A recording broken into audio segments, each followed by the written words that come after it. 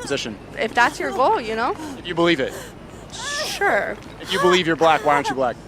Well, that's just not, that's like genetics. That's like ancestry. You're also born a man or a woman. It's the same thing. That's also genetics. I'm over it. The debate surrounding transgender issues is multifaceted and deeply personal for many. Life begins when you understand living women matter more than potential babies. What is it? What do you mean? If it's a potential baby, what is inside of a woman? It's a fetus? Is it living? No. How can it grow if it's not living? Actually, that's like saying if an acorn is a tree. When does the fetus become living? Nope. That's actually a good question, but that line... Yeah, of course, because you don't know it. Because it's living.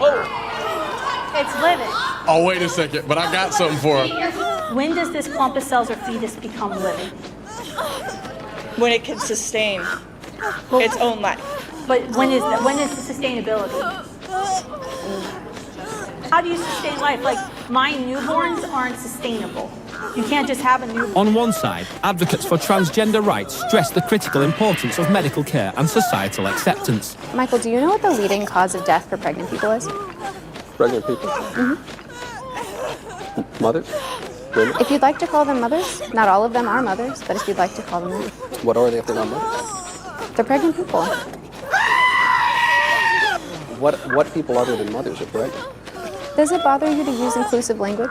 Well, It's just interesting. I prefer to use precise language. It's interesting because you come into this conversation, you know, trying to hold this moral superiority, but then I try to be moral when I can, but Right, but when I use inclusive language, which it only takes a couple extra syllables to use inclusive language, To include and who? it seems to include people who don't, identify as women but can become pregnant.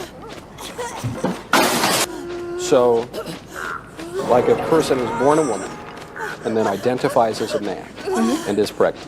Yeah. So you're telling me that in order to be a moral person, I need to accept the idea that a man, someone who is born a man and looks like a man, can really become a woman. That's a prerequisite of my being a moral person.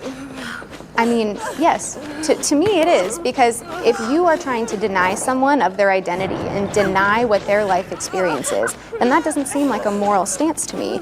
I want to be accepting and I want to respect people's life experiences and respect the way that they want to identify and respect the way that they want to present themselves to the world. Bronte, I would Yes. like to identify, I do identify actually, as the correct person on this issue of abortion.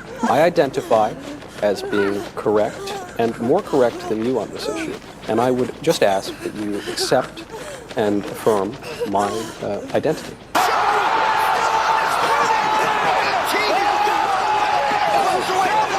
Do you? Well, you are not a medical professional, and abortion and pregnancy is a That's my medical identity. concern. That's not your identity. That is my identity.